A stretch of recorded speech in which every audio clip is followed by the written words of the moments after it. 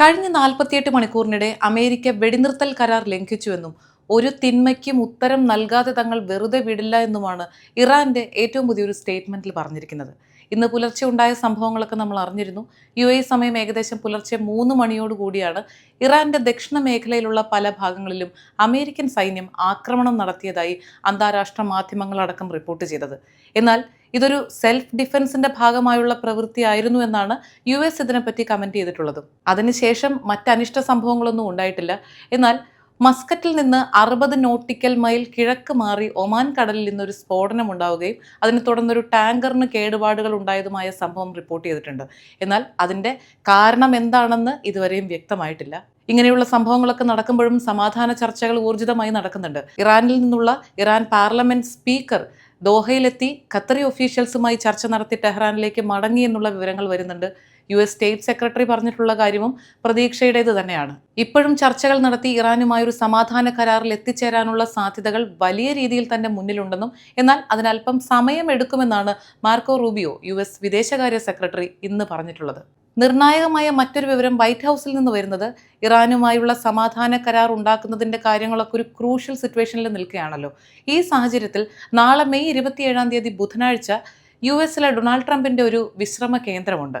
Camp David വളരെ പ്രത്യേകതകളുള്ള ഒരു സ്ഥലമാണത്. ഈ മെരിലാൻഡ് മലനിരകളിലുള്ള ഒറ്റപ്പെട്ട ഒരു വിശ്രമ കേന്ദ്രം. അവിടെ വെച്ച് നിർണായകമായ ഒരു ക്യാബിനറ്റ് മീറ്റിംഗ് നടക്കുമെന്നാണ് ഒഫീഷ്യലി വൈറ്റ് ഹൗസ് വിവരങ്ങൾ പുറത്തുവിട്ടിട്ടുള്ളത്. മറ്റ് അമേരിക്കൻ പ്രസിഡന്റുമാരെ താരതമ്യം ചെയ്യുന്ന സമയത്ത് ഡൊണാൾഡ് ട്രംപ് ഈ വസതി ഇങ്ങനെയുള്ള ചർച്ചകൾക്കായി തെരഞ്ഞെടുത്തത് വളരെ വിരളമാണ്. അതുകൊണ്ട് തന്നെ നാളെ നടക്കുന്ന ഈ ചർച്ചയുടെ പ്രാധാന്യവും രഹസ്യ സ്വഭാവവും സങ്കീർണതയും ഒക്കെ ഇത് സൂചിപ്പിക്കുന്നു എന്നാണ് അന്താരാഷ്ട്ര മാധ്യമങ്ങൾ ഈ ഒരു ചർച്ചയെക്കുറിച്ച് സൂചിപ്പിച്ചിട്ടുള്ളത്. ലെബനനിൽ നിന്ന് വരുന്ന മറ്റൊരു വിവരം, ഇസ്രായേൽ ഇന്ന് ലെബനോണിന്റെ ദക്ഷിണ മേഖലയിലുള്ള ടെറിട്ടറിയിൽ അതിരുകളൊക്കെ കടന്നുകൊണ്ടുള്ള ആക്രമണം നടത്തിയെന്നാണ് പറയുന്നത്. അതായത് ഈ ലെബനീസ് ടെറിട്ടറിയിലുള്ള 10 കിലോമീറ്റർ വ്യാപൃതിയുള്ളൊരു റെസ്ട്രിക്റ്റഡ് മേഖലയുണ്ട്. യെല്ലോ ലൈൻ എന്നാണ് അതിനെ പറയുന്ന ഒരു ടേം തന്നെ. അവിടേക്ക് വരെ കടന്ന് ആക്രമണം നടത്തിയെന്നുള്ള വിവരങ്ങളും പുറത്തു വരുന്നു. ഇങ്ങനെയുള്ള ആക്രമണങ്ങളും പ്രത്യാക്രമണങ്ങളും ഒക്കെ ചെറുതും വലുതുമായ രീതിയിൽ ലോകത്താകമാനം നടക്കുന്നു. എന്നിരുന്നാൽ പോലും സമാധാനത്തിന്റെ ദിവസങ്ങൾ പുലരുമെന്നുള്ള പ്രതീക്ഷയിൽ തന്നെയാണ് എല്ലാവരും. അടക്കമുള്ള ഗൾഫ് രാജ്യങ്ങൾ ഇപ്പോൾ ബലിപെരുന്നാൾ ആഘോഷങ്ങളുടെ ഒരു തിരക്കിലേക്ക് മാറിയിട്ടുമുണ്ട്. ഇന്നിപ്പോൾ ഷോപ്പിംഗ് മാളുകളിലും മറ്റ് കേന്ദ്രങ്ങളിലും ഒക്കെ തന്നെ വലിയ തിരക്കും അനുഭവപ്പെടുന്നുണ്ട്. നാളെ പുലർച്ചെ യിലെ ഈദ് പ്രയറിന്റെ സമയങ്ങൾ ഔദ്യോഗികമായി പ്രഖ്യാപിച്ചിരിക്കുന്നു. ദുബായിലും ഷാർജയിലും അജ്മാനിലും രാവിലെ 5:45 ഈദ് നമസ്കാരം നടക്കുക. അബുദാബിയിൽ 5:51 ഉമുൽ ഖ്വൈനിൽ 5:44 റാസൽ ഖൈമ, ഫുജൈറ എന്നിവിടങ്ങളിൽ 5:43 അൽദഫ്ര റീജിയനിൽ 5:56 പെരുന്നാൾ നമസ്കാരം നടക്കും.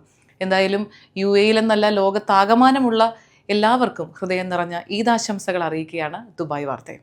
Night updates supported by Hashim Hypermarket, Kalyan Jewellers, Lulu, Arim Bakers, Fira Foods, Al Rasood Cargo, Gold Star Rent-A-Car, Dr. Rasina's Ayurvedic Clinic, Ain Golden Diamonds, Choco World, Vintage Lux Real Estate, Partha Signature, Abu Shagara, Sharjah.